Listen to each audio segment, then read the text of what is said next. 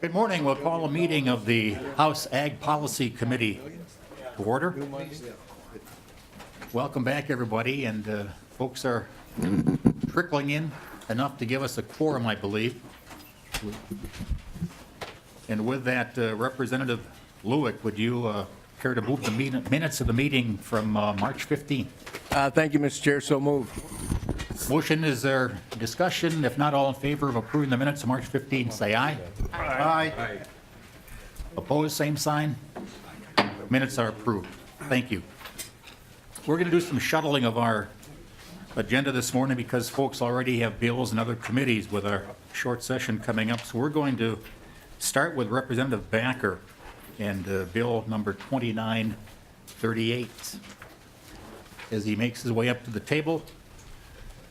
Good morning, Vice Chair Backer. Would you care to move your bill? Yes, thank you, Chair Anderson and members. I move that House File 2938 be referred to the Committee of Government Operations and Elections. Very good. Representative Backer, please present your bill. Yes, and I have some testifiers too after I get done there, or you're welcome to come up right now. But overview of this bill, what it does is extends the 10 years of Minnesota Agriculture, Fertilizer, Research, and Education Council, and we won't be saying that every time today. So AFREC, and the fertilizing inspection fee surcharge of 40% per ton. And what that does, members, is it's funds that's used for fertilizing research, education, technology, transfers, grants, awards for each year. Without this extension, the surcharge would expire in 2019, and then AFREC would expire in 2020. So what this does is we extend AFREC until June 30th of 2030. We also extend the AFREC surcharge until June 30th of 2029. And then it also extends the AFREP administration program until June 30th of 2030, and also does the same thing for the account holders. And then Representative Backer, just to back up a second, maybe I didn't hear you correctly. Did you say that the fee or tax was 40% per ton or 40 cents? 40 cents. Okay, very good. Thank you, Representative. Yeah, that's a little less there, Chair Anderson. I think we would have people come up down here and after us at 40%, so thank you. And I'm done, go ahead. Okay, your testifier, sir, good morning. Identify yourself for the record, please, and then proceed.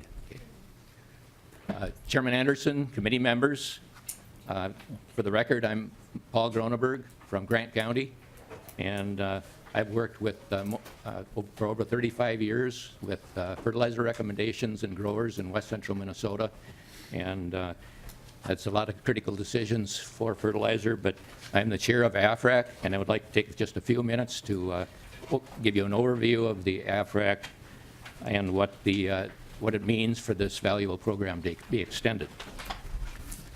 AFRAC stands for Agriculture, Fertilizer, and Research and Education Council. It's a 12-member council representing 11 commodity groups, and that gives a broad representation of much of the ag community. And AFRAC ensures that Minnesota farmers and ag dealerships get the best possible research and recommendations and scientific advancements to make good decisions in their fertilizer recommendations. Just like to go over just a little bit of what the council does. AFRAC Council develops funding priorities each year, makes all the funding decisions. We have annual reviews of ongoing projects. We coordinate with other research efforts through the various commodity groups, and we coordinate efforts with MDA staff and various project research leaders to ensure maximum efficiency for the program. One of AFRAC's missions is to improve fertilizer efficiency, improve profitability, and improve Minnesota's environment. Now, this AFRAC started in 2008, and then in 2009, the legislature established a long-term funding mechanism with a tonnage fee increase of 40 cents per ton, which finances the research. But the initial sunset clause was from 2008 to 2018, which is also a 10-year sunset clause at that time, but then, thank you for the legislature, did extend that to 2020. So that's where we would be going from with our present extension.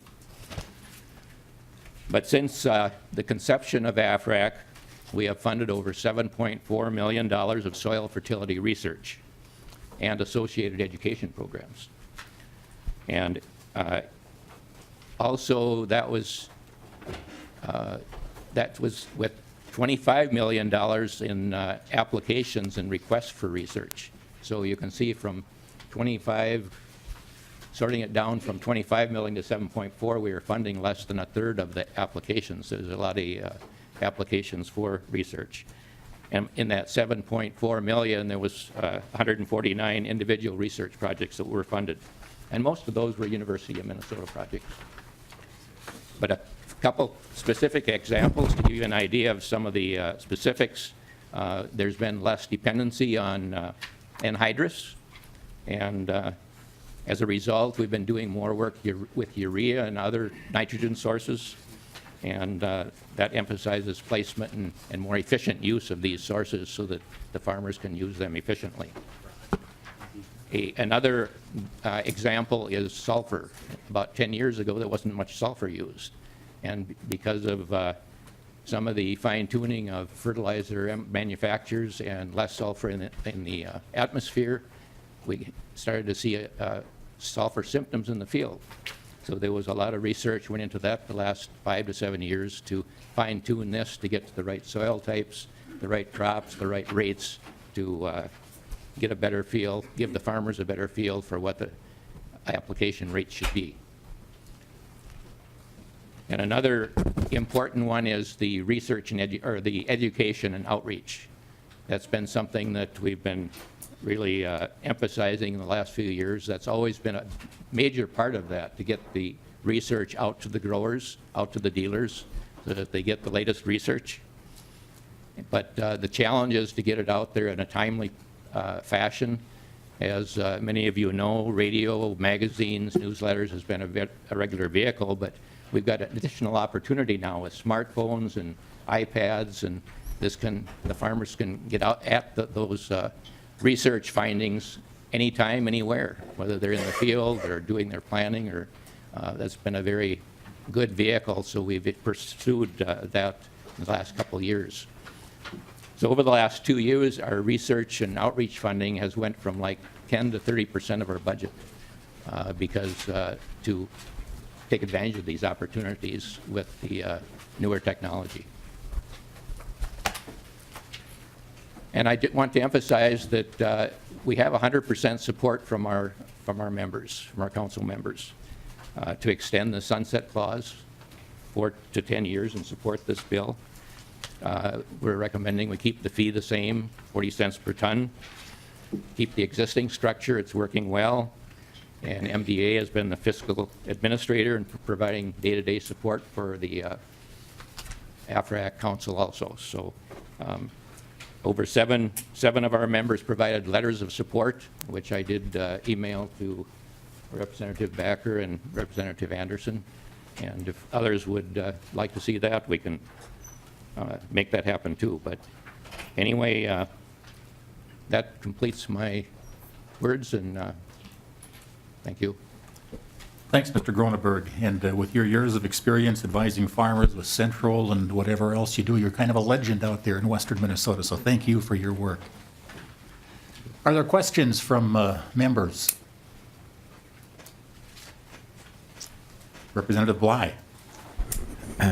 Thank you, Chair. And to the testifier, this is somewhat an esoteric question. So it came from somebody who just emailed me and wanted to know if there was research being done in this one area. Apparently, there was an incident where a nitrogen truck had carrying nitrogen and something called a nitrogen extender had gotten into a water treatment system and had wiped out some microbes that help break down the waste. And their question is, do you know if any kind of research has been done to look at this issue, or whether or not it's an issue that you ever heard of? And I don't know a great deal about it, but I thought I'd ask on that behalf of this person that sent me the email. Mr. Groneberg? There are a couple of different types of extenders, so I'd have to answer that really specific, I'd have to know. But by an extender, usually that can interfere with the microbes can break down nitrogen into other forms. And so, and that's usually temporary, but it's long enough, usually it preserves the nitrogen so it doesn't get into a leachable form. A situation like yours is unconventional, so, but I wouldn't think it would last too long unless it was really concentrated. Mm-hmm. Okay. Because the concentration would affect how long the effect would remain. But as far as you know, there hasn't been. Representative Bly? I'm sorry, excuse me, Chair. There hasn't been any research at this point done to that, but you do have some knowledge about how that works or how that could happen. Mr. Groneberg? There's been a lot of research done on that, Oh, there has, okay. yes. As far as from the standpoint of being in a well and being out of place, that part I can't answer. Okay, all right, thank you. Mr. Groneberg, just a quick question. You know, a lot of discussion on nitrogen and the use of nitrogen and such. Could you just make a general statement of nitrogen use over the years and how many pounds of N it takes to produce a bushel of corn, and the trends you see in the use of nitrogen raising corn over the years? Chairman Anderson, that's the trends have definitely been up because, as you know, the yield trends have been up, and as a rule of thumb, somewhere between 0.9 to 1 pound of nitrogen per bushel is what is used. And of course, if you're shooting for 240 bushel, it's a lot different than 180 bushel, but the trend is definitely up. Yeah. And actually, what's interesting is as the bushels go up, we're finding that it takes less nitrogen per bushel to produce that bushel because the efficiency seems to be there also. Yeah. I was at a meeting about a year ago with the attachments available to corn planters and such, and the Y tubes and such, and farmers are really applying it more precisely at the right times and doing a much better job of getting that end down to when the plant needs it. Would you agree with that? Yes, definitely, because there's more side dressing and Yeah. placing it at the right time, and that influences that makes it a lot more efficient. Very good, thank you. Anybody in the audience who would care to testify in favor of or against the bill? Representative? Thank you, Mr. Chair. And this is a naive, used to be a farm kid kind of question. And I haven't been around agriculture for 30 years. The context of the research that's being done by your agency or through this, the result of this bill and these funds, is it in parallel to, is it in checking on the private research? Because obviously my logic would tell me that the producers, the fertilizer manufacturers are the ones that do leading research as to whether something will work, might work, and all of that sort of thing, or a different formulation of a product for a benefit. Are you doing research that checks on that, or are you doing research in parallel so that you might advise them toward what you would consider to be beneficial types of products? Just sort of looking for the relationship between this agency and the private world that produces product. Mr. Groneberg? I might have to rely on somebody else in the audience, but Bill, you might be able to answer this. But unlike a lot of the like chemical industry where the companies do a lot of research, to my knowledge, there's not a lot done by the fertilizer industry. And up until about 10 years ago, a lot of it was done, I think, through the university from the fertilizer industry. But as of about the time AFRIC was started, the university research had went down a little bit to it. And so This is one of the main research arms that going on now as far as fertilizer, and Bill, you might be able to expand on that. Identify yourselves. Thank you, Mr. Chairman. Members of the committee, my name is Bill Bond. I'm Executive Director of the Minnesota Crop Production Retailers, a trade association of the crop input industry here in Minnesota. And also, we administer the Certified Crop Advisors, and I'm a board member, alternate board member for AFRAC as well. The industry does a tremendous amount of research, and the Fertilizer Institute on a national level has, of which we're affiliated at the state level, has done extensive research. In fact, they've come up with a program that summarizes that called the 4R program, and it really talks about the system and the way that we can take the fertilizer, each of those elements, and blend it into how it impacts the soil for maximum efficiency, which is also the minimal environmental impact. So what's going on with AFRAC is essentially more of a Minnesota-specific, soil-specific, and product-specific additional research, other than what the industry has done on a broader level across the country and around the world. So I think this is a real parallel and partnering effort, but it builds upon what's happening here in Minnesota. Follow-up, Representative Salk? That's it, thank you. Okay, thank you. Mr. Bond, you were, Representative Bly. Thank you, Chair. So I think the research is encouraging, and the comments that the Chair made about efficiencies and things like that with the nitrogen. I guess I'm wondering, though, in visiting with farmers in my own district, I know that there are farmers who are really trying to do a very efficient job of the application of nitrogen, but I also know that there are some farmers who maybe don't, and maybe don't pay attention to those signals. What efforts are being made to help those farmers who either don't understand or don't think it's that important, to bring them along to follow the kinds of prescriptions that you're learning through your research that is the best practices? Mr. Bond? Thank you, Mr. Chairman. As a matter of fact, I'm really proud to say that our organization received a grant from the Minnesota Department of Agriculture to take what we call precision agriculture, which is making the precise best application not only per field, but within a grid, soil sampled part of the field. And what we're doing is taking the elements of the Ag Water Quality Certification Program and building it into the system and marketing of ag retailers and how they market to their growers. And what we're finding is that precision ag is being adopted more and more each year because it's imperative that farmers get the best, most efficient use of fertilizer. It is an expensive crop input. And so I would say we are seeing this move through the natural commercial extension of precision ag.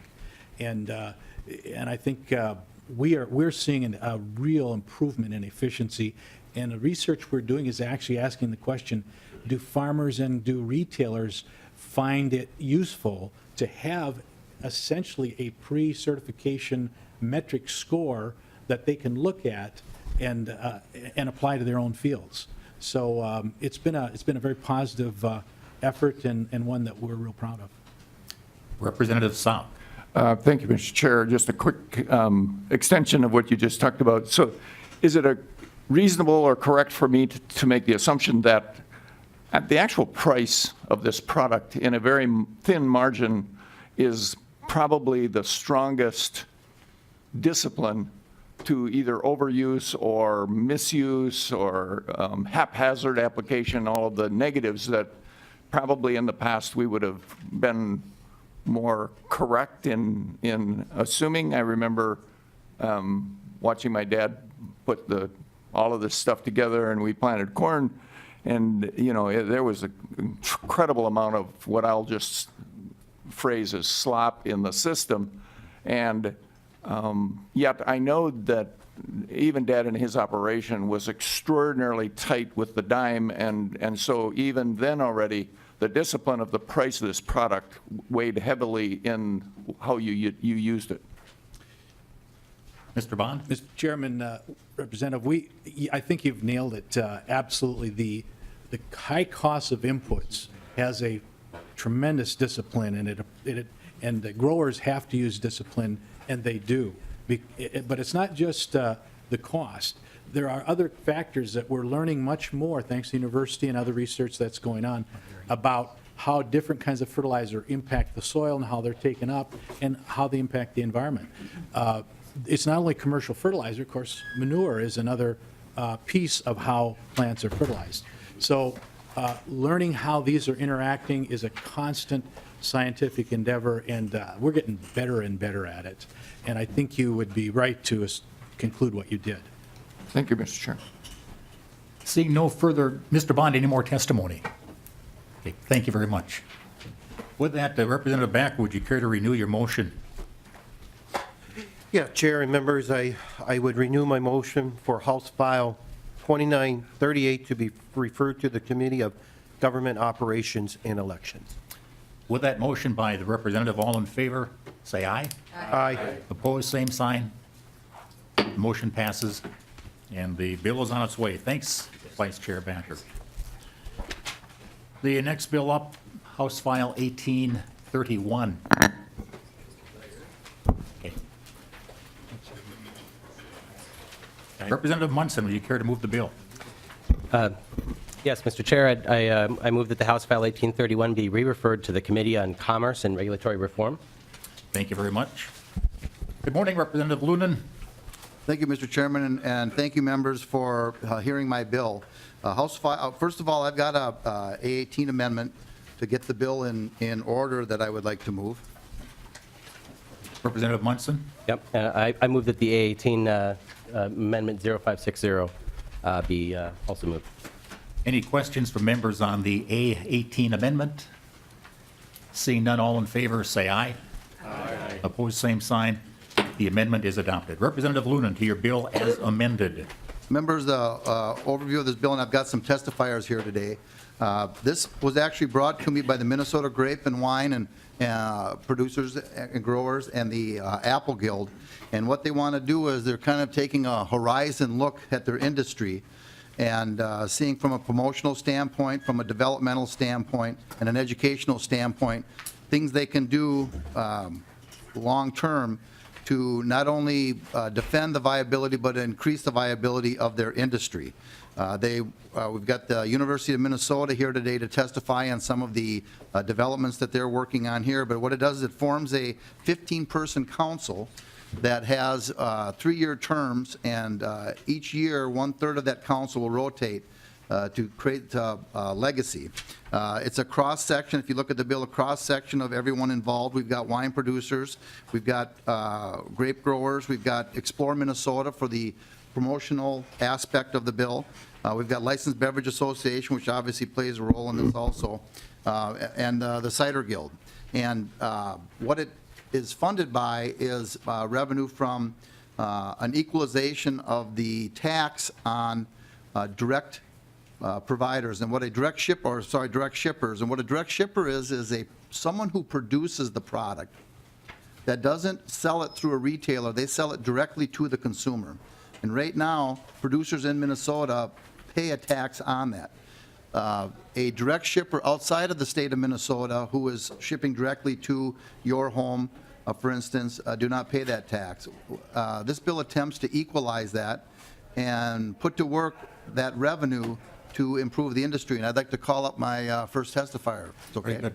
And I'd remind members, as your testifier is coming down, that this bill has many stops on its way to the floor, and the purview of this committee would be as it pertains to agriculture and ag policy. So. Good morning, sir. Identify yourself for the record and begin your testimony. Thank you. My name is Steve Unverzat. I'm on the board of directors for the Minnesota Grape Growers Association. Have been for 5 years. I'm going to speak briefly to the promotion, education, and development aspect of this bill, the current status and possible future needs for and applications for the funding. Right now, the marketing programs are creating demand for more grapes and vineyards, and there's about 1,500 acres in Minnesota currently under vine cultivation. Roughly 60 wineries as associate commercial winery members on our association. I want to share a little bit of my background with you briefly. With 35 years in marketing and advertising and promotions and branding, I cut my teeth at Rollerblade in the early days and helped launch the DirecTV satellite system nationwide. So my skill set is scaling. And those for-profit organizations and ad agencies that I work for, I've taken that experience and I'm now trying to apply it to this nonprofit. Big steps. Currently, the marketing director for the MGGA, the conference director for our annual conference here, which generates about 500 attendees every year, 40 speakers, 50 trade show exhibitors. It's 3 days of wine making, vineyard management, business sessions, evening events for awards ceremonies, and public wine fest events. And this all was grown from mostly an internal need for developing a knowledge base for new growers, new winemakers. And we've turned it into or added a public face to it now with an annual wine tasting sampling event with now 1,500 public tickets being sold. And you're all invited to come to that in about a month. All of this is done on a volunteer basis. The MGGA is a nonprofit, and it's technically not sustainable the way that it's set up. So any funding assistance would be greatly appreciated. The program here, again, I'll just briefly use it as an example. 3 tracks, 3 days, a lot of information. It has been supported very generously by Minnesota Grown for several years as a sponsor, and we appreciate that going forward too. As a quick aside, every year when we produce this conference, there are these evening events, awards. The wines that are presented are not just grown in Minnesota. I have shippers, award-winning International Cold Climate Conference competition award winners shipping their wines for the gala dinner, so we can all partake on the best wines and best food pairing kinds of things during the award ceremonies. Personally, I receive 15 to 20 cases of wine at my own home within about a 2-week period every single year. There's no tracking on that. There's no taxation for that coming in. It's an interesting situation for me. The goals of the MGGA and the mission overlap with the goals for the bill here. It's to educate and to promote. The farmers and the winery industry through the conference and through workshops through the University of Minnesota Horticulture Research Center with growing seminars and winemaking seminars, and also to educate the public. The promotion part of this gets into events and pushing agritourism. That is the one thing that's been a constant, steady growth opportunity for us. And over the last 5 years, we've produced this winery passport book. There is currently a map on it with 50 pinpoints, and those are our 50 participating commercial winery members out of the 60 that we have as members. They're individual dots all over the map, and literally all over the map. There is no cohesive single wine trail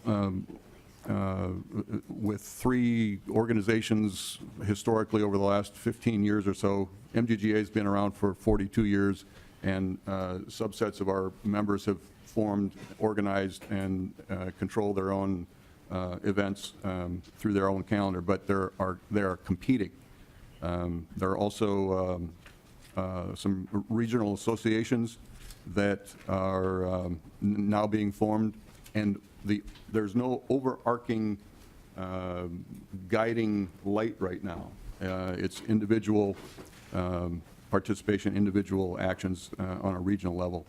But the goal, the MGGA's goal, is to help to organize those. So looking as a horizon kind of comment here, looking down the road, we would have, let's say, 5 organizations, 5 months during the year, 5 rotating wine festivals with regional identity. That's a big step from the way it is right now with 50 individual dots on a single map. There's partnershiping to scale this so that it's not just a one-off single event hosted by the MGGA and funded totally by the MGGA. I'm now talking with a couple of large art festivals, Wayzata Art Experience, if you've ever gone out to that, it's 10,000 people in 2 days. That would be a huge opportunity for 40 wineries to be able to sell up to 6 bottles per person in that event environment. Mr. Underzon, we have a question here. Representative Miller. I can wait until he's done with his presentation. Oh, okay. Go ahead, Sorry sir. about that. And Go ahead. I'm going to wrap up here in a second. So the funding would support the conference. Right now, there are conferences in other states, Missouri, Michigan, New York, for example. Their conferences are all subsidized. It allows all of those growers to go to those conferences at a much reduced rate. Our event is roughly a $300,000 management event. Again, all volunteer, not necessarily sustainable, so that would be a very helpful thing for the funding to be applied to that. There is an AVA research. We'll bring the, we'll bring. Okay. There's a American Viticulture Area is a technical federal TTB designation. There are 2 AVAs in the state of Minnesota, one down Winona and south, or Hastings and south, which covers actually 4 states. The Upper Mississippi River Valley AVA, there 30,000 square miles over those 4 state locations. And there is a 17 square mile AVA up in Alexandria Lakes area. The hope through research, funding, and a lot of organization over the next 3 to 5 years would be to build additional AVAs in Minnesota so that we can compete on a messaging basis. And the last thing here, it has to do with festivals, the regional rollout of festivals, which then drives agritourism back to the host zone or the host AVA or the host region for those individual festivals. Now Representative Miller. Thank you, Mr. Chair. And brief comment to support what they're saying. And sir, I'm sorry, I came back in after you left. What's your name? My name is Steve Unverzat. Umverzak. Great, a name I'm not going to get right, so. I have trouble some mornings. So, Mr. Chair, I just wanted to encourage the committee to really support this. I can tell you that in my district alone, I have two wineries, vineyards, a couple more just outside the district, and it's everything that Mr. Umverzak has said. It has really expanded. People coming out, they typically have the places open for the weekends. They oftentimes have weddings at them, things like that. It's really gaining traction and gaining attraction. And what I also like, Mr. Chair, is that it's younger people that are coming back out into rural areas to do these. So I fully support your effort to form this organization formally and move forward, and I look forward to seeing what it's going to look like in the future. So thank you. Your next testifier is Matt Clark. Is he in the house? Very good. Thank you.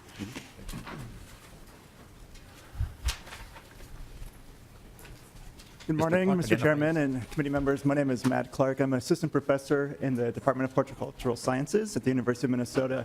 Today I'm speaking on behalf of the industry and as myself as a professional and interested in this business and not representing the university with my statements. I just want to make a few comments in general about our industry and the role the university has played in growth with agrotourism and the industry in general. So I just made a few notes. We've seen a lot of growth in this industry over the last 40 years, with the primary growth happening within the last 5 to 10 years, where 40 to 50% of new wineries and new vineyards are being established. As Steve mentioned, there's about 60 wineries in the state. That doesn't include some of the cideries that we also work with, and people who are getting into this business, establishing vineyards, and are looking to get into producing wine and haven't come to market quite yet. 50% of our producers operate on 5 acres or less producing grapes. So they're not huge in terms of total acreage across the state. But we do see growth with some producers, some in the audience today, who produce 30 acres or more, and a current grower who has now 60 acres under vines in Minnesota. So we're seeing a lot of growth in people expanding their vineyard establishments and contributing to the growth of the economy for the state. We see that about 30% of the industry, which is about $80 million a year, is for the wineries, about 30% for the vineyards, and then about 30% of that is related to the agro and ecotourism that goes along with visiting the wineries and purchasing wines and other point-of-sale items.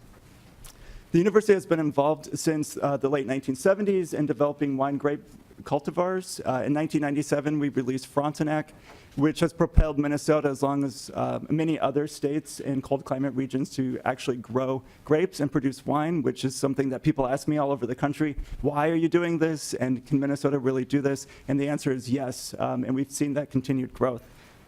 We fast forward 20 years. Last year, we released Itasca, which is Minnesota's newest white wine variety, which we think is going to have some major impacts, not only here in Minnesota, but around the world, as a new way to grow cold, hardy grapes that produce dry-style white wine, something that you might purchase normally that was grown in the Mediterranean climates or from California. So we're pretty excited about that. Other things that my project does, in addition to applied research, is that we do extension. So we work with growers and winemakers. Some of our most successful things that we've done this past year are doing winemaker roundtables, where we invite winemakers from around the state, and we also get people coming from Wisconsin and Iowa to come and participate and learn how to make wines better, so that we can continue to improve the products that we put in front of our consumers and to grow that business. We worked with training tasting room staff, with helping people figure out how to get into markets, identify ways to continue to make money at this business, as agriculture and wine production and sales is challenging, as you all know. We continue to have needs for more extension, more applied research, and more education opportunities, and Steve indicated that with his testimony also. This bill would allow us to have access to some grant opportunities to continue to reach our producers, both in the winery side and also in viticulture, to ensure that we have continued crop successes in terms of what's happening with climate change, new pests and diseases, and also to continue to propel how we make wines to make sure that we're producing the best quality product that we can get into our consumers' hands. I just finished calculating some data last night, so I'm going to give you some points. We did a survey of our growers in 2017.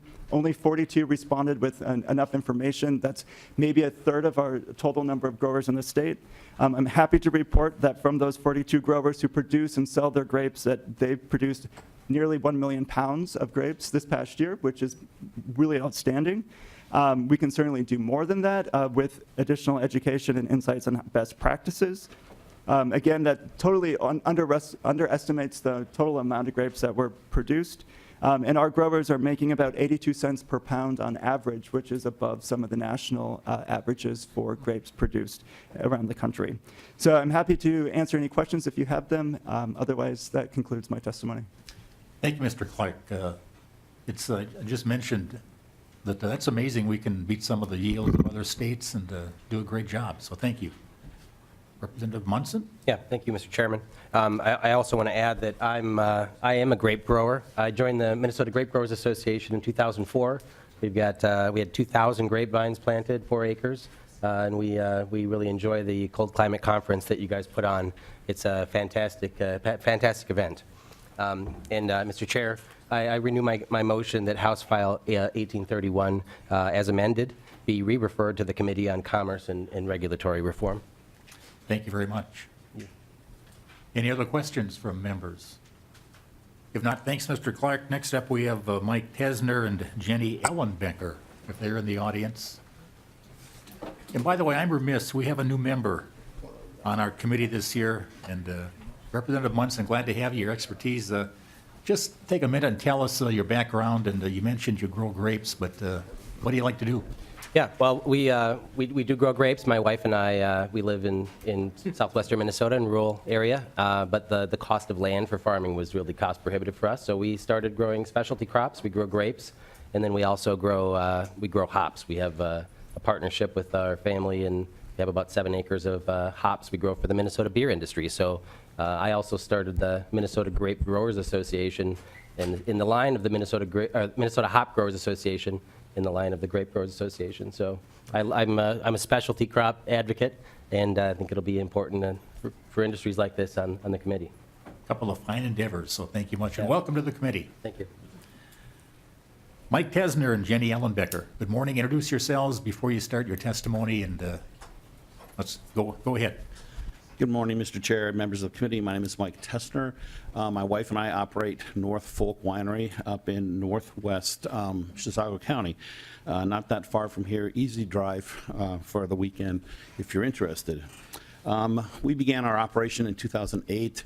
The reason we got in this was the whole notion of growing grapes and making wine, teaching other people how to make wine, and to bring something interesting into our local community, which we've done. A lot of social events have been discussed earlier, but I do want to emphasize the help from the Grape Growers Association, their annual conference, University of Minnesota's the research and their roundtables have been hugely helpful in making our winemaking production more sophisticated, learning how to make better wine. The fiscal impact, just some numbers to give you an idea. We're a small operation, about 1,000 cases a year. That sounds like a lot, but it's not. It's also a part-time gig for my wife and I, which there's nothing part-time about growing fruit and making wine, by the way. It never ends. Actually, it's like a circle. But since we started in 2008, last year we passed the $1 million mark of money invested in about a 50-mile radius, buying fruit, equipment, building supplies, paying our part-time staff. So it's a small, in about a 9-year period, that's not a whole lot of money, but we're growing and we're just one winery. So, and I'll let. Thank you. My name is Jenny Ellenbecker. I own a winery with my husband over there. We own Round Lake Vineyards and Winery, located in southwest Minnesota. Round Lake is a town, big town of 200, maybe 300 people. It's located near Worthington, Minnesota. I have to say that or they'll go, where? There's Round Lake up here in Minneapolis, but nobody knows where we're at. We started growing in 2006 with 5 acres. Now, like I said, we manage 30. It's a full-time job for us. We also have an ad agency because we have to support the winery, as we all know. MGGA has given us, we get lots of education, and it is growing. We'd like to increase. It's just that education point, and we do need more vines in Minnesota that produce good quality, because if we can produce that quality fruit, our wines are getting better. We're making quality wine in the industry. So, and we give back. Oh, the amount of people that we hire, how many part-time employees do we have? Huh? Part-time, 15. 15 part-time employees. In the summer, or in the winter, it's a little less. We're open year-round, 7 days a week. We have weddings every Saturday. We're booked from beginning of April till the end of November. And then we do all sorts of other events that we have going on. Run Before Wine, 5K runs, different events, fun for our little community, bringing them into our town. The local gas stations, Worthington, people like to stay over as they get down there. So it's agritourism, agribusiness. Very good. Questions from members?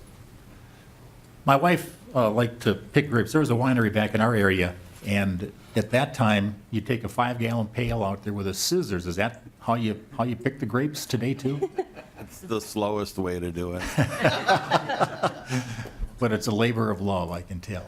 Very good. Well, thank you very much for coming up, and good luck in your wineries. Anybody else in the audience who would care to testify on the bill? If not, any final comments, Representative Lunan? I just ask members that we keep this bill moving. We've got, like the chairman said, a lot of stops to make. Very good. Representative Munson, would you care to renew your motion? Yeah, so renew my motion to that the House File 1831, as amended, be referred to the Committee on Commerce and Regulatory Reform. Okay.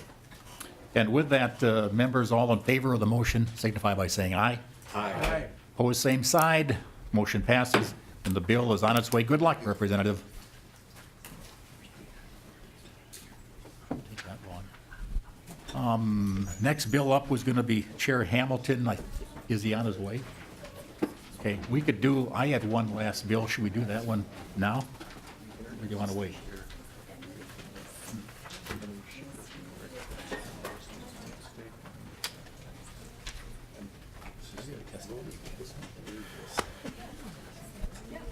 Maybe we should wait. Anybody know any good wine stories? Representative Johnson. Yeah, thank you, Mr. Chair. I think where I live, there's excellent wine stories.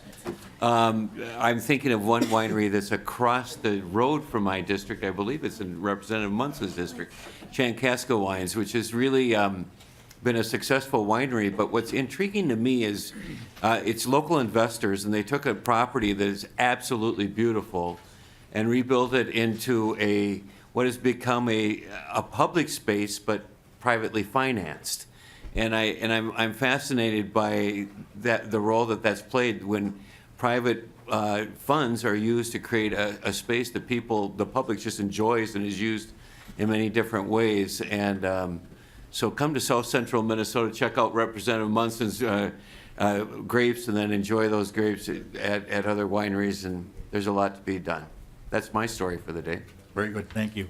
And also, the university's done a great job in breeding some of these cold weather hardy grapes, and they're actually being grown up in northern Minnesota as well. So the university has played a big role in bringing some of these grapes to market that are able to survive most years in our northern climates.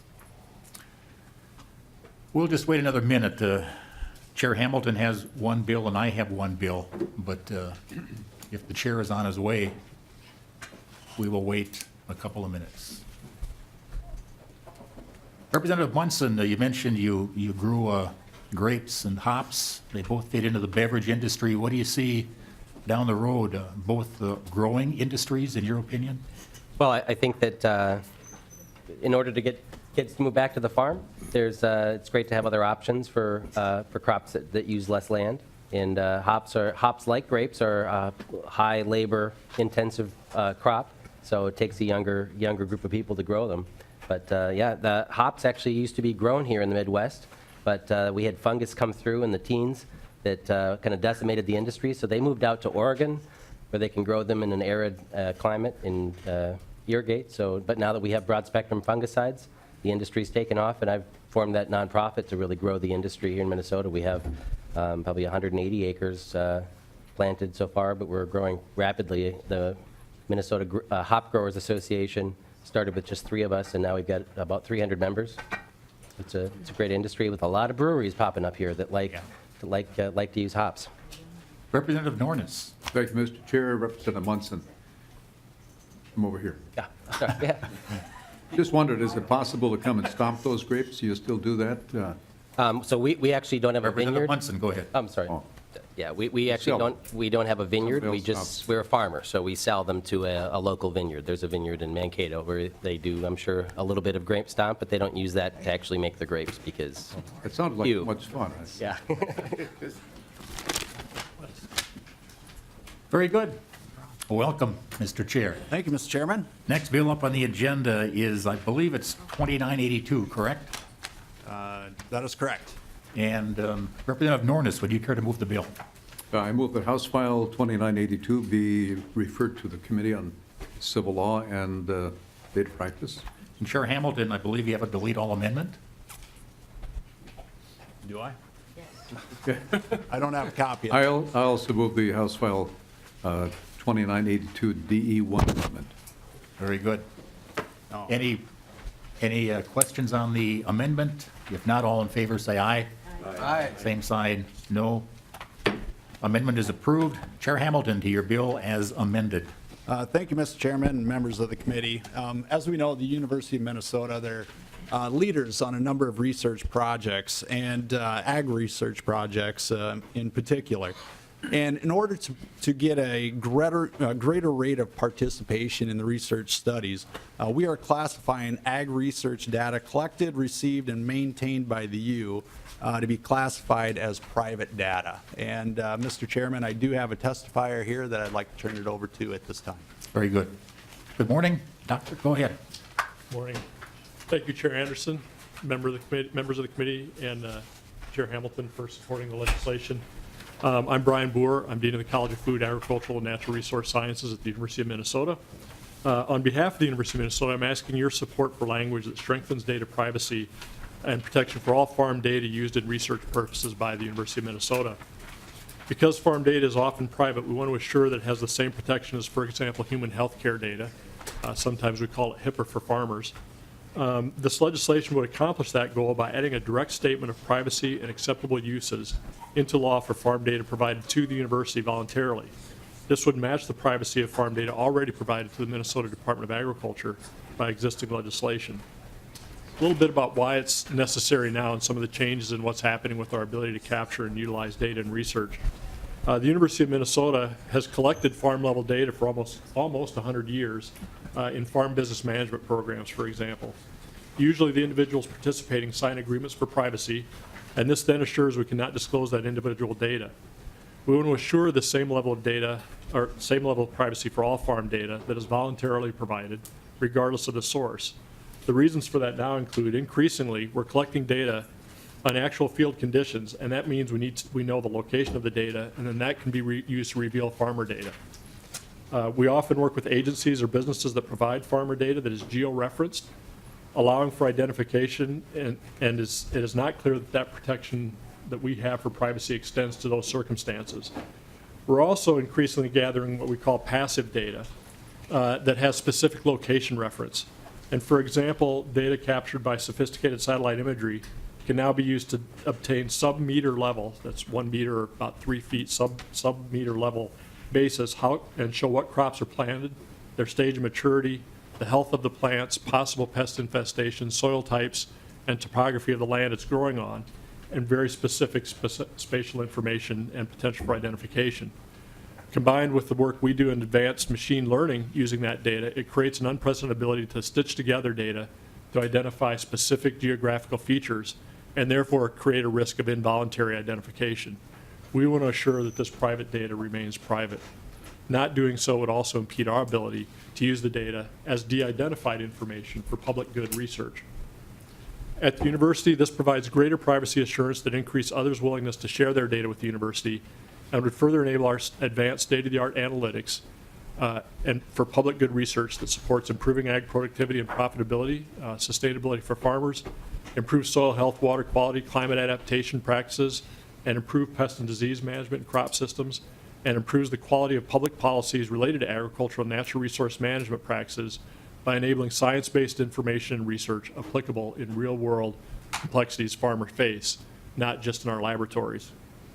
In summary, the legislation changes proposed would assure all farm data is subject to a level of perfection as other private data, that the university as a neutral party can continue to work confidently with agricultural data across farmers, business, government agencies, and others without compromising a farmer's data security and privacy, and that the university, with its world-class capabilities in agricultural informatics, will be able to effectively conduct research on agricultural practices and environmental outcomes, leading to rapid advances in smart or precision agriculture you heard about earlier today, and related policies for improving agroecologies. Again, Mr. Chair, Chair Hamilton, thank you for, and the committee, thank you for the support of the university and support of this legislation. Thanks, Dr. Boer. Questions from members? I had one, Dr. Boer. I don't know if you do research in collaboration with private firms, but if you do, would this legislation protect that data when you work alongside private? Chair Anderson, yes, it would. In many cases, when we do individual research, whether it's an individual or as a company, it's large enough practice that we actually can have service agreements that say we will not disclose data, and then we're bound by that. Okay. The point of this is that oftentimes we're now getting this sort of passive data because of that work, and we're concerned that we are able to many times stitch together what's happening in a particular acreage, and then that becomes identifiable. Okay. And we're concerned about that becoming an avenue to get at those private issues. It's a big topic among those in agriculture. So thank you for your work, and Chair Hamilton for bringing the bill forward. Question from Representative Bly. Thank you, Chair Anderson. So I was looking at the statutes and the changes that are being made, and I don't question the need for the data privacy and able to, get people to participate and all that. But it seemed to me that the way that it's phrased in statute, there's more kind of specificity of what kind of data, and this seems a little more general. But so I just wanted to make sure I understood some of the terms used. Can you tell me what an agricultural informatics platform is? Can you explain that to me so I understand what that means? Yes, Dr. Burr? Yes, Mr. Chair, Representative Bly. The agroinformatics platform is actually essentially a database. It's literally, in our case, a computer. And so what we're doing is we are, at the university, we're working with the Minnesota Supercomputing Institute to collect data on soil types, soil conditions, what are the insects or beneficial insects oftentimes on the landscape and where are they located so we can track those. And so we've created this specific, it's a virtual space in a sense, platform upon which that data resides. And so that's the data that comes into that is specific to agricultural and the types of work that we do. And so that's what that platform refers to, and it becomes essentially a database that then we would work with to do our research. Okay. A follow-up? Follow-up, Representative Bly? Thank you, Chair. And maybe this is similar to what Chair Anderson was asking, but the phrase, any similar agricultural research database, can you explain that to me or what that might mean? Dr. Boer?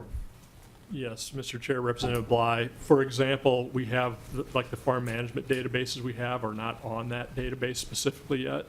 And so we want to make sure that we're in the process of innovating in that to bring that into a common platform so that it's not spread out around the university, so that it's more accessible for research purposes.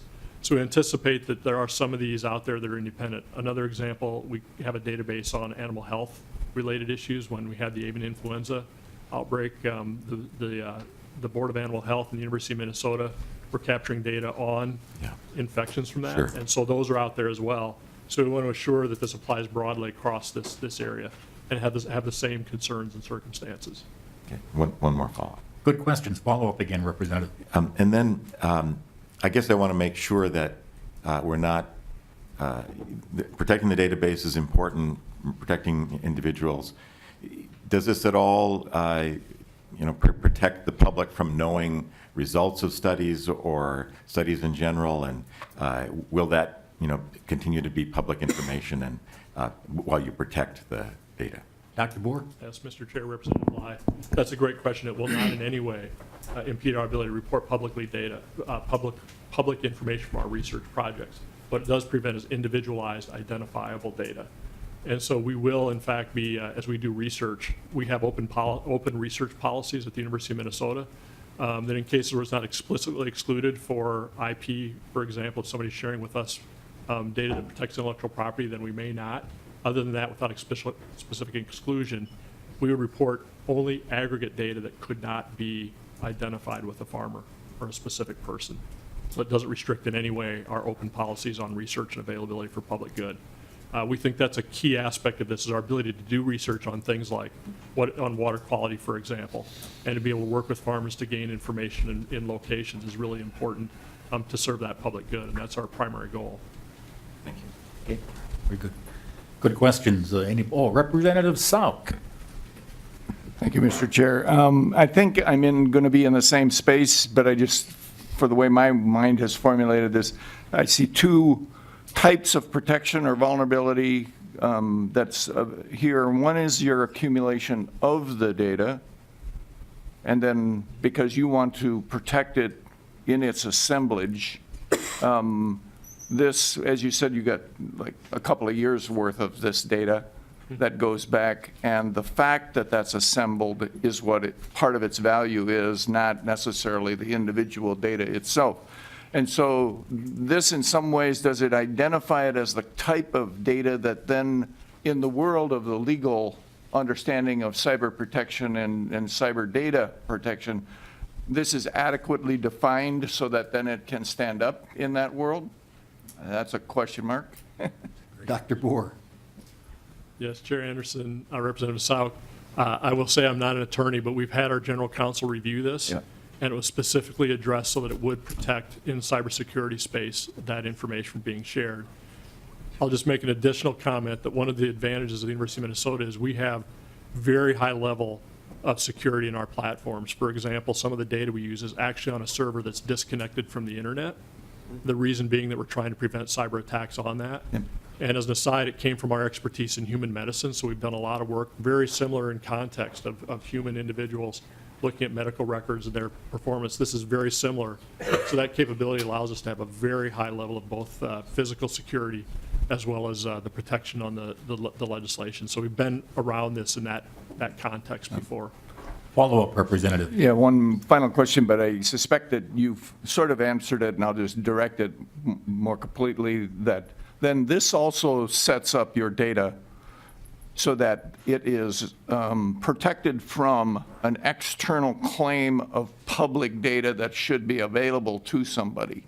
So let's say an attorney for a gigantic entity, and the value of yours, like I said, is in its date, term, space, and then also in the totality of the data. And so somebody could see great value and be ready to write out a gigantic check for purposes of legally attacking your ability to have this and protect it under public data laws and that sort of thing. But I suspect you may have sort of answered that earlier, is that you've gone to great pains, and I'll sort of give you the answer that I'm searching for, but I appreciate you entertaining this. Dr. Boer. Mr. Chair, Representative Salk, yes, we have gone to great pains. In fact, for the data privacy issues, we actually checked with our general counsel yesterday a bit on that similar question, and it is protected in many ways from individual identification. So aggregate data that is non-identifiable is not protected. That's part of our research when we do that. But it's protected, and we actually, if we were to release that data, would be subject to misdemeanor penalties for doing that. So the privacy of it, the individual identification, is very, very stringent. So. Thank you, Mr. Chair. Who says the Ag Committee asks easy questions? That's pretty good. And good job, Dr. Boer. It's a topic, yeah, that's very timely, and it's a good bill. Chair Hamilton, anybody in the audience who would care to comment or testify on the bill? Department of Agriculture. Mr. Chair, members of the committee, my name is Whitney Place. I'm the Government Affairs Director at the Department of Agriculture. The Department of Ag is supportive of House File 2982. As agriculture modernizes its use of technology, be it mechanical, biological, environmental, or informatic, agricultural research methods must modernize as well. By protecting these data, the university will have the ability to conduct research using real on-farm information with public results that would inform farmers about production practices and inform the industry and society about agricultural challenges such as agricultural pests and disease and agricultural environmental interactions. The Department of Ag supports these efforts to apply informatic research methodology to Minnesota agriculture. And thank you to Representative Hamilton for bringing the bill forward. Questions, comments? Representative Salk. I'm sorry, I just got one. So in your mind, are you also then protecting and/or is there a avenue for the Department of Agriculture to gain access of use? So for instance, like if you have a question that you would want your researchers to be able to have access to this, I mean, when you said like a 100-year data set, I come from Olmsted County, and some of the public may not know, but Mayo Clinic, and in connection with IBM, has generated a generations-long set of both genomics and disease through family research data set. It is very much like the value set that we're talking about here. But that data set, if it becomes so secure and owned, then your ability as the Department of Ag to get at it, and I'm just going to suggest one. There are ways. One would be that you have the ability to deliver a research request, and they do the research and then give you back the report, or you having access to the data. Those are two different doorways so I'll let you answer. Advice well taken. Any comments? Mr. Chair, Representative, yeah, I don't think the university would be able to share identifiable data with us, but they could aggregate it and share it with us in the case of a situation where we would need to use the data. Again, anybody in the audience who'd care to testify? Mr. Chair, Representative Salk. Just very briefly, we would not be able to do identifiable data to the Department of Agriculture. You'll notice in the language, it does has, if an individual gives us permission to do that. So we would go back to an individual if that were the case, and we could request and that individual could provide it, but beyond that, we couldn't provide that to any entity, other than if it were aggregate data that was non-identifiable. Very good, thank you. Representative Miller, Munson, sorry. Thank you, Mr. Chair. I did have one question for the University of Minnesota, Dr. Bohr. One of the concerns in my district from constituents is on the issue of spraying crops, and I know that that's a very important issue to understand impacts on yield, and it would be great for your information. And I know I've partnered with the University of Minnesota on studies for specialty crops. Is that data, if farmers provide the chemical they spray and the dates they spray, is that information protected, from, I don't know if it's the Department of Agriculture that would come in for drift, through Drift Watch, or understanding impacts to neighboring farms? Is that information protected, or can that be brought out in a lawsuit? Dr. Bohr. Again, Mr. Chair, Representative, in the context of our research, we would, for example, do research on what our application impacts, this conversation about AFREC, the Ag Fertilizer Research, the rest of the acronym I don't remember. But is the kind of research looking what's the right application? Is it being applied effectively? And we'd be doing research on that. But again, it would not identify any individuals. And that's part of this public good space, is thinking about, we know that farmers are seeking to, as was talked about there too, to minimize their impact on the environment, to improve the outcomes from using those compounds. We'd be doing that research to try to help improve those uses and practices. And that's where the data has value. We would not be able to give that individual data on anybody to, for example, execute a request, as you described, request for a lawsuit on that as part of that, because that would be individually identifiable data. Okay, thank you. Chair Hamilton, any last comments? Oh, I just want to say, great discussion. Thank you for that, and also I would appreciate the support. Thank you. And with that, Representative Nornis. Mr. Chair, I renew my motion that House File 2982 as amended be referred to the Committee on Civil Law and Data Practices. All in favor, say aye. Aye. Opposed, same sign. The motion passes, and the bill is on the way. Thank you. Mr. Chairman, members of the committee.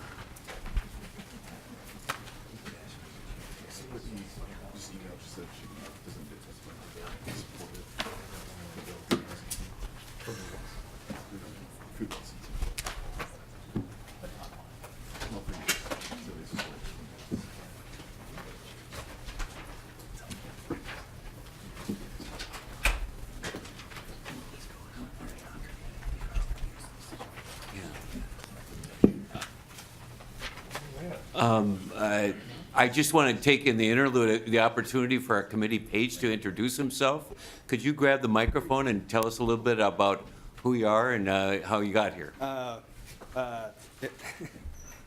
My name is Joseph Davey. I graduated from Metropolitan State University here in St. Paul 2015, and I've just kind of been looking for some new opportunities, and I saw this page position on the House website, and I thought I'd give it a shot. And it's been pretty exciting so far. I'm from Eagan, Minnesota.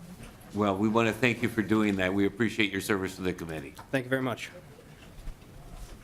The next bill on the agenda is House File 2884. Representative Anderson, would you like to move your bill? I certainly would, Mr. Chair. House File 2884. Okay. Representative Anderson. Thanks, Mr. Chair, and I've got the book with me to answer some questions this morning. And you may wonder why this bill is here. I'll give you a short explanation. A package store back in my district, an off-sale liquor store, sells ice. And the water they use to make ice comes from their own establishment. And because of that, they have to have their water tested and things like that, and that's all fine and good. And then they have to get a license from the Department of Agriculture. So that's why we're in this committee this morning. And up until a couple of years ago, the license for this establishment to make and sell ice cost them a total of $77 a year. But evidently, some definitions changed, and the license now for this year costs them $799 to sell a couple $1,000s worth of ice that they make, and they're just asking for some help in wondering why this license fee increased by, about 1,000% in a year. And I think the answer is that because of some federal definitions, now anything you eat or drink, and in this case what you may drink, is classified as food, and when they figure up the cost of a license, you have to add all that you sell to get that license figure. So in this case, in the case of this off-sale package store, the entire amount of proceeds they sell for liquor and beer is added up to come up with a license they have to pay to make ice. And it just, to me, it defies common sense. And in the cost, again, the increase of I think 1,000% in the cost of their license is the reason we have this bill. And what the bill does, Mr. Chair and members, it just exempts or takes away that requirement that they have to add in the cost of their liquor sales when they figure out the cost of their license to make and sell ice, is what the bill does. And, I lost my page. But anyway, the Department of Ag sent out a clarification as to why they were having to do this. But I thought it was interesting at the bottom of their explanation, and it's taken right from the book here, the Bible, statute 645.17 states that the legislature, when passing the law, did not intend the result to be absurd, impossible of execution, or unreasonable. And to me, this is an example of something being unreasonable. And I would also add absurd to have that cost increase be that large for their license. So that's the reason for the bill and the reason for coming forward today. And I would ask for your support.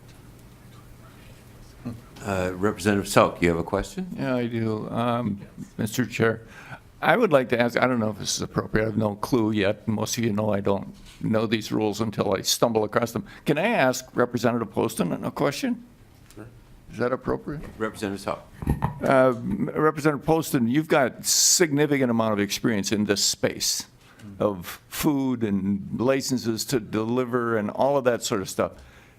Can you reflect a bit on this? And then also in my question will be, is this the only facility in the state that's experiencing this new or increased tax on their system? Or is this going to be something that's going to go across to every facility in the state that delivers ice or makes their own ice? So, Representative Poston? Mr. Chair, Representative Salk, I am in the restaurant and catering business. Yeah. And in our restaurants, we do not sell ice, and we do not sell it in the catering business, so it doesn't affect us. And I'm like you, this is the first time when I heard about this a few days ago that I was aware that this happened.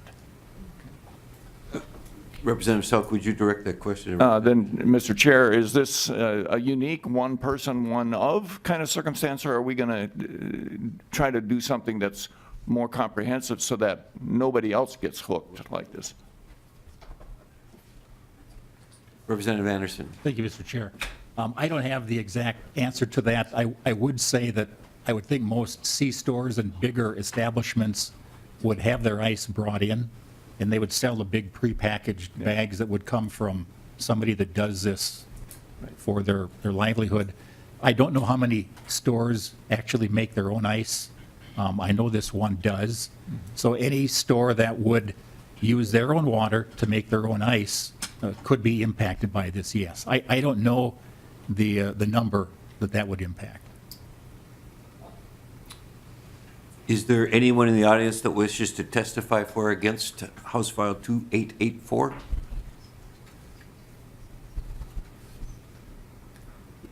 Seeing none, any closing comments, Representative Anderson? Well, I thought there was going to be some opposition, so I came all prepared here, but yeah, this has some other stops, and again, trying to be reasonable. And if the federal law precludes the definition change, I would like to negotiate or work with the folks that set these fees to somehow reduce them so that this increase wouldn't be as large as it is in this case. So with that, Mr. Chair, I renew my motion that this bill be on its way to its next stop. Okay, so Representative Anderson renews his motion that House File 2884 be re-referred to the Committee on Commerce and Regulatory Reform. All those in favor, please say aye. Aye. Opposed? The motion prevails.